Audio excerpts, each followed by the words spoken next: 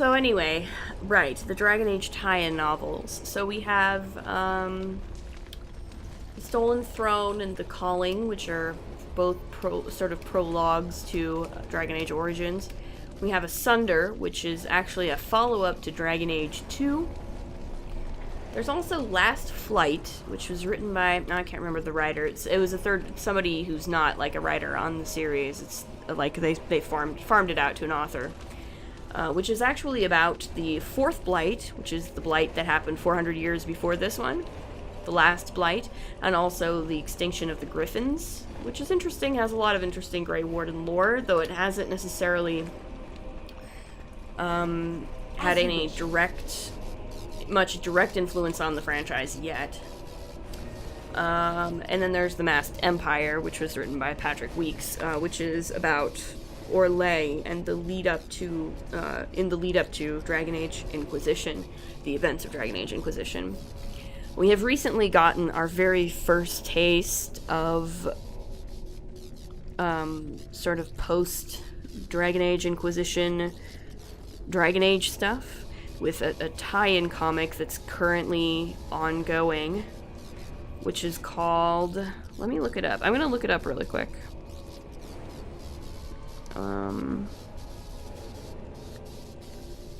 I want to make sure I get the title right.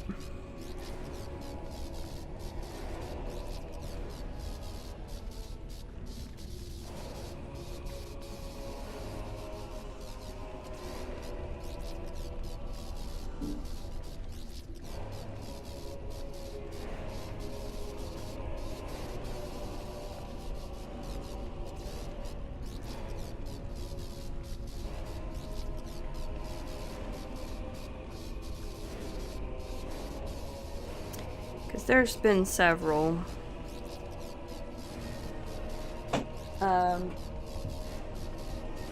Comics. And,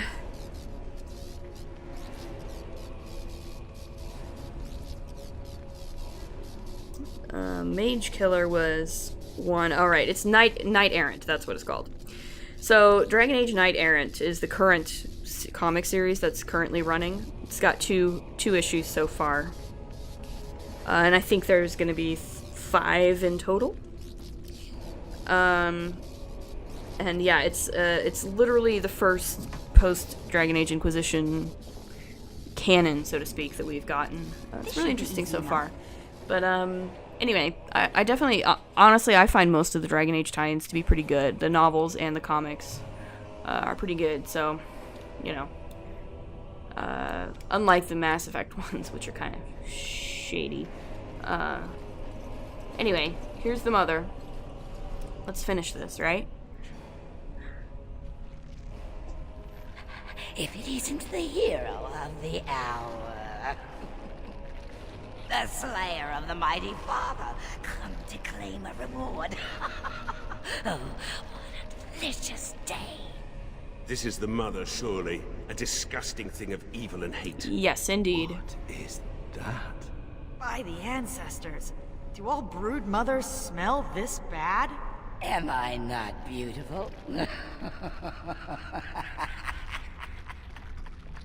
Has the Grey Warden come now to slay the mother too? Will she join the father in oblivion? Yeah. That depends. I want some answers. Answers? But you are brave. I don't know why I'm talking to a crazy person, Beautiful but... music sang to us from the deep, called us near. We would search for that voice. But the father, he was flawed. He heard only a twisted shadow of it. He hated what it did to us. He said he wanted to free us, but all he brought us was silence. Dreadful silence. But now the father is gone. The mother can take her children deep into the earth and care for them, safe and sound. Yeah, you'll breed no more, monster. Then the silence ends here. Perhaps we will hear the song again when we die. Oh, let it come. Let it come. Oh, Lord. Okay. Now, hopefully this one will not crash either. I don't know. We'll see. I just don't, like, I can never tell with this game. Ugh, Lord.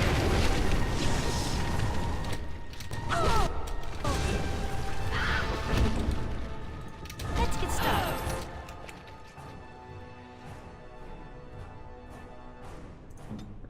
No, I need to... Okay. I know you guys want to help kill this gal, but... I need to be on this...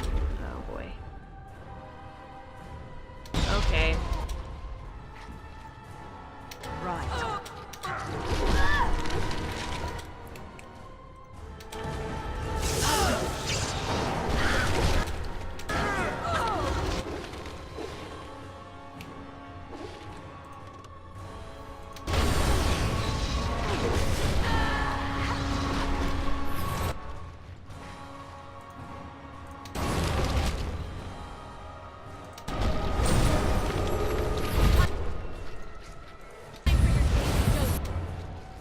Alright.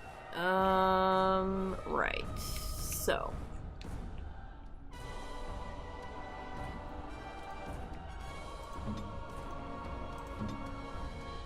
Yeah, this is good. Okay. Yep. In fact, I'm gonna do this.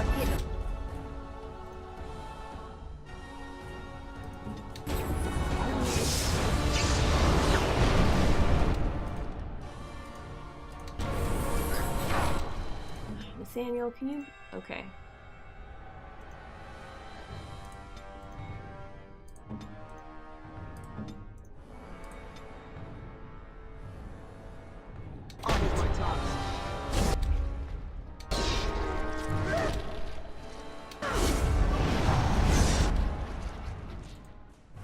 Let's get started.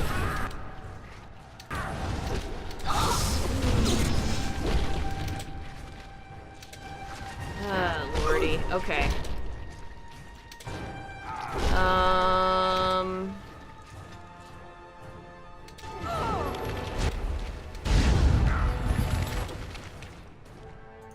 Right.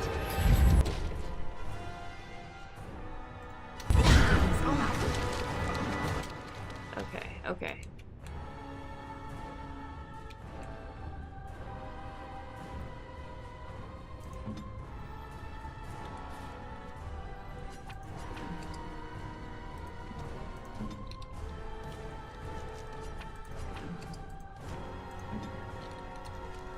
I don't want to use the heal yet.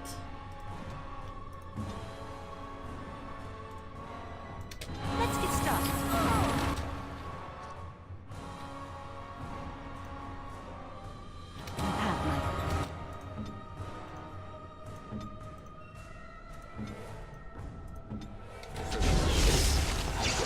Oh my god, seriously?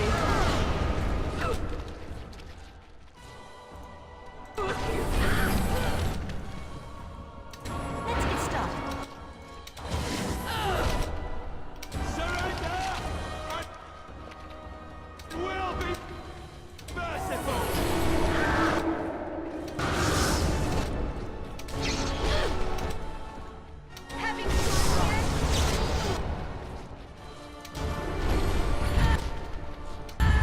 Desperation isn't. Okay. Right.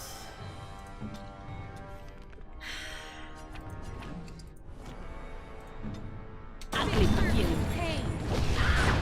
Into the Did I do that? Oh my lord. Okay. I'm gonna do that. I'm gonna do that. Let's get started.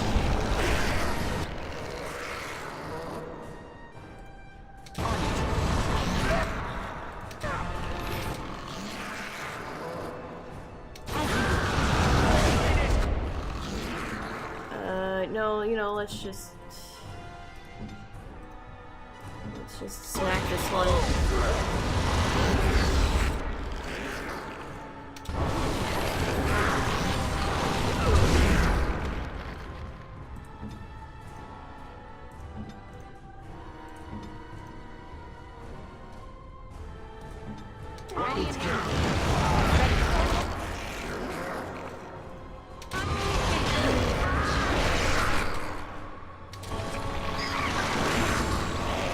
Good.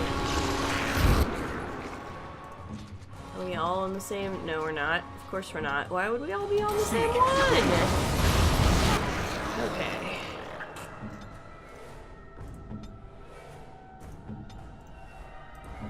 Let's get started.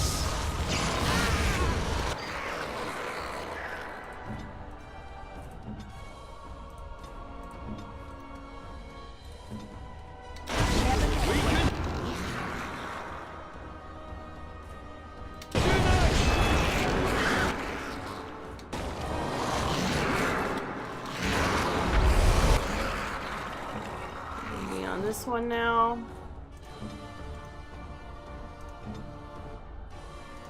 What is my task? Is that all you've got?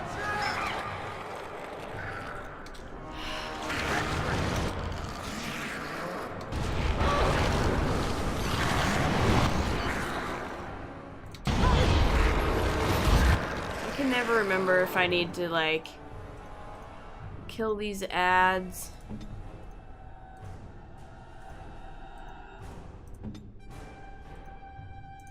Or focus on the mother. Had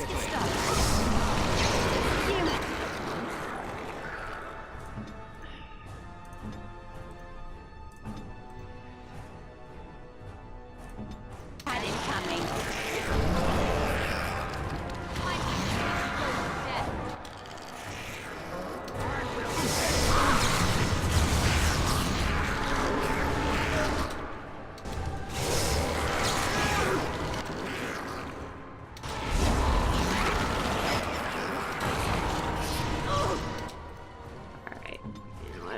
Focus on you. You're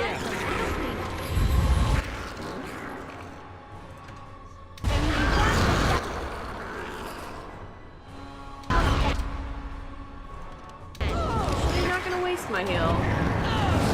That would be silly.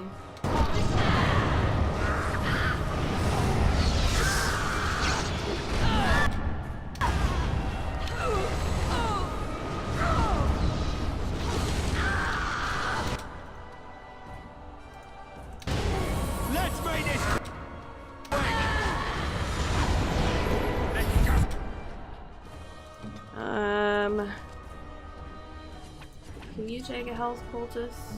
I don't know. She's almost down though, so should be fine. Right. There she goes.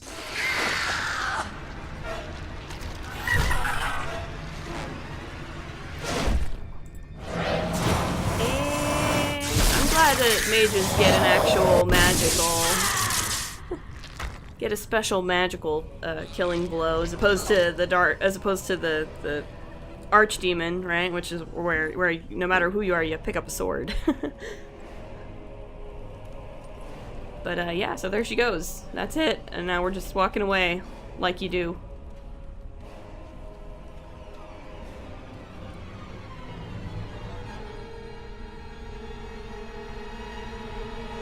Goodbye. So, after the deaths of both the architect and the mother, nearly all the remaining Darkspawn fled back into the deep roads. The raids on Amaranthine came to an abrupt end. Although some of the architect's disciples likely escaped into the deep roads with the rest of their brethren, they have, so far, shown no inclination towards vengeance against the Grey Wardens who killed their savior. Yet the deep roads remain plagued by the Darkspawn, and it seems certain that in time another blight will begin. The danger may have passed for now, but the cycle of the old gods continues. Word of the Grey Warden's heroic salvation of Amaranthine spread like wildfire.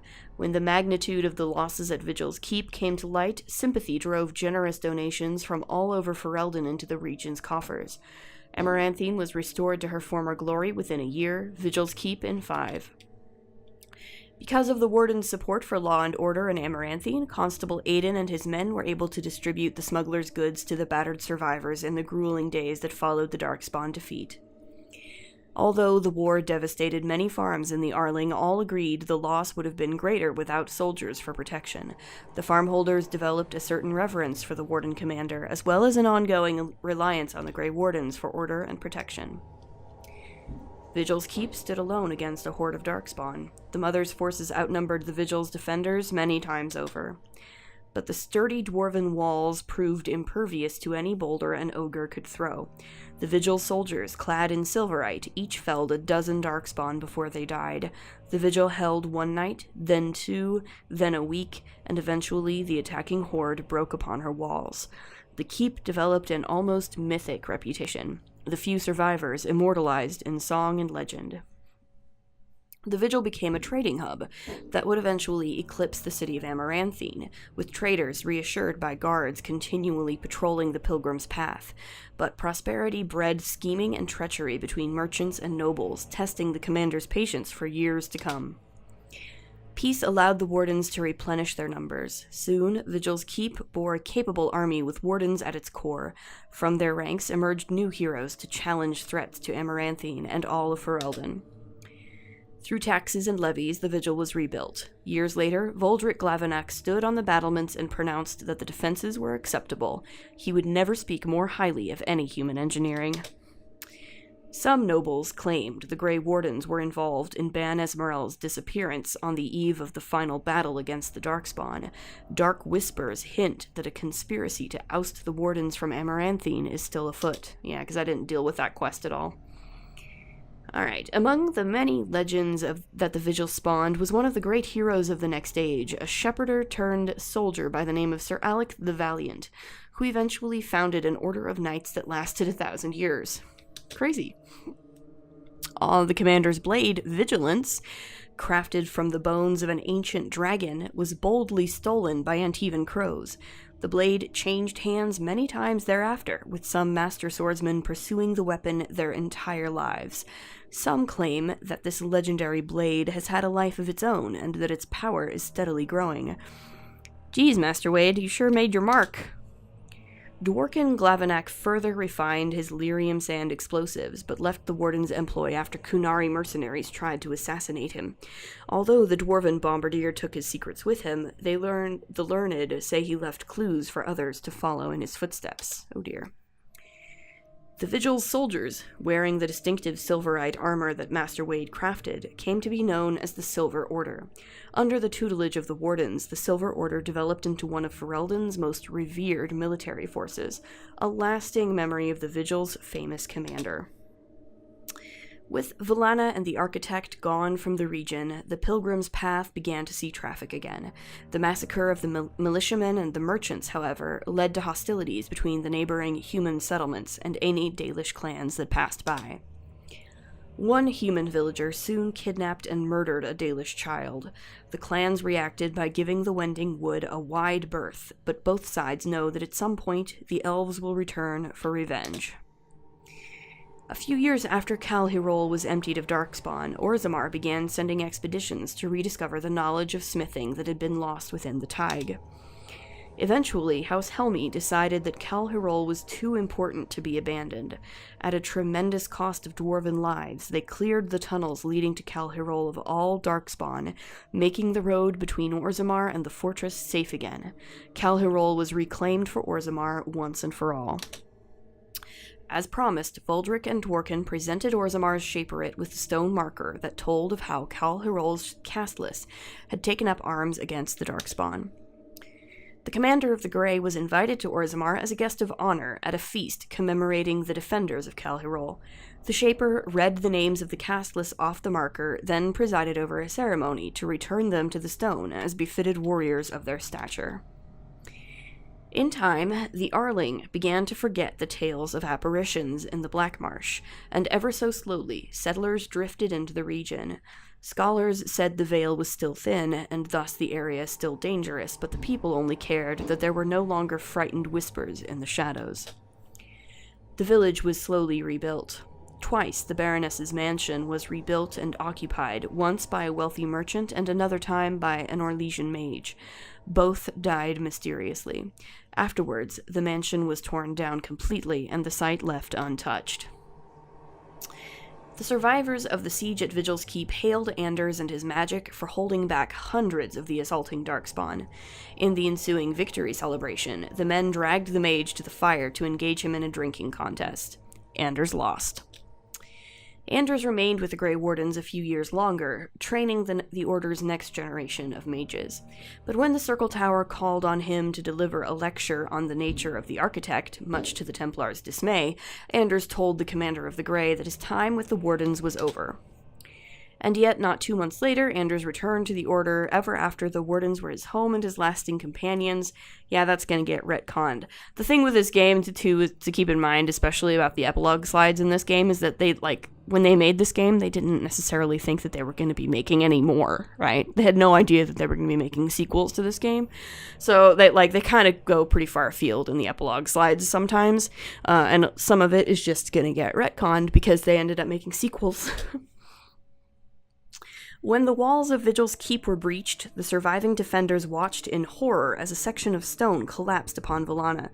When the rubble was later cleared, however, there was no body. Volana was just gone.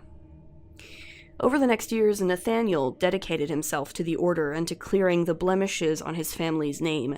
After saving Terran Fergus Kuzland from a bandit attack, a portion of Amaranthine was returned to the house.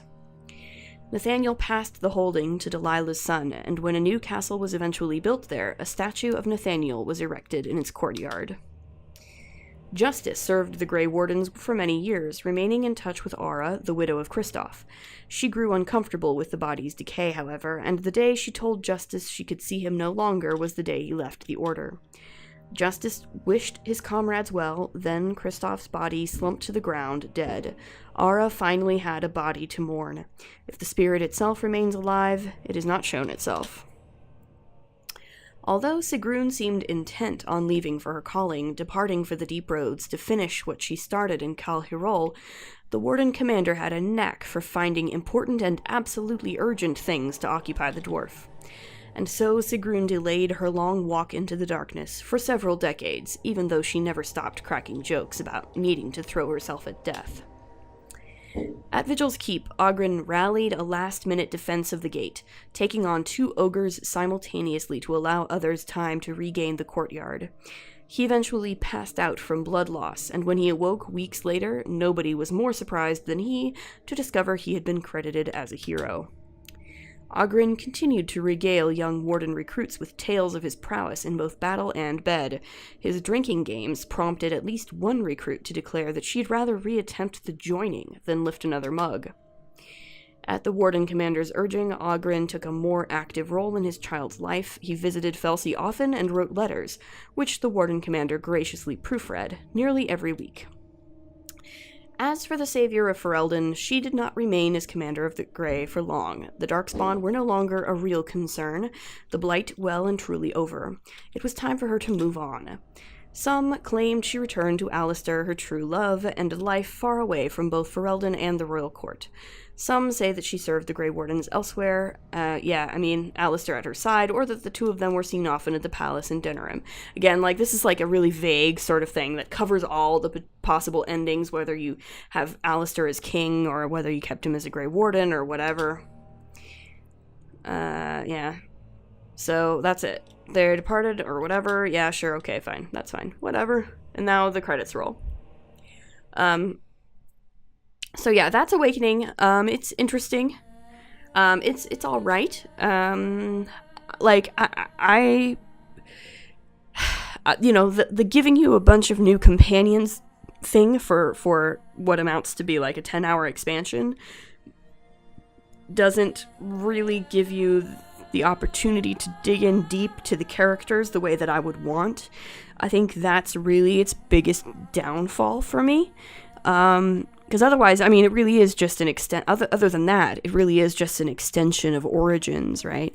And also, like, the things that they add to it are, like, nice to have, but also they probably should have been in Origins in the first place instead of having to wait for this 10-hour expansion to get them, right? Like stamina potions, right?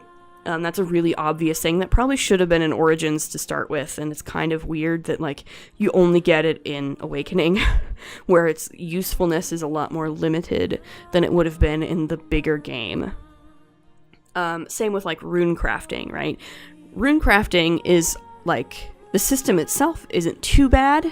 It's kind of over, but it's really overcomplicated for the fact that it's just part of Awakening, a 10-hour expansion, where, like, I don't, like, by this point, I don't feel like putting in the kind of time and effort required to really dig deep into this system, because it's not part of the main game, right? It probably should have been part of the main game.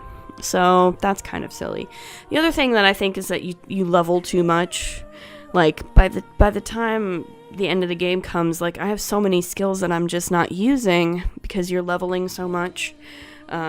The skill trees get a lot better. They get a lot more logical in later games, which I appreciate. Like, I really appreciate the customizability that Origins gives you, but as you can probably tell by watching me actually play, I only use a handful of skills on the regular, you know? And that's really kind of how most people roll, I think. Most people that I know, that's pretty much how they play. So it, in a way, so it's like, yeah, the customization is nice, but also, like, why would you, like, you don't need that many skills, you know? Like, I'd much rather have a bunch of passives to, you know, just sort of boost the character overall than having a bunch of new skills, especially that late in the game. Because again, you know, like, it's an expansion. It's a short form DLC, really. A little bit longer than most DLC, but still, like, not like, it's not gonna be as in depth as the main Origins experience. They tried to add some new things to it, and, like, I'm not saying that it was bad that they did, but, like, you end up not really making much use of all of them. But yeah, I mean, it's not that, it's not that the characters aren't interesting. They're interesting, but you just can't get as emotionally involved with them as you can in the main game, just because it's so much shorter, and they just don't have the same kind of arcs. So yeah, that's pretty much my 2 cents on Awakening. I'm gonna continue to let the credits roll. And next time, I'm still not quite finished because I still have to do Witch Hunt. Witch Hunt is a fantastic little DLC. It's bridges the gap between Origins and Dragon Age 2, and it's super fun. I really like it, so I'm going to be diving into that next. So probably going to have a few more episodes, and then we'll dive into Dragon Age 2. So yeah, as always, if you like what you see, please like, comment, subscribe. We'll let the credits continue to roll, and we'll see you in the next episode. Later.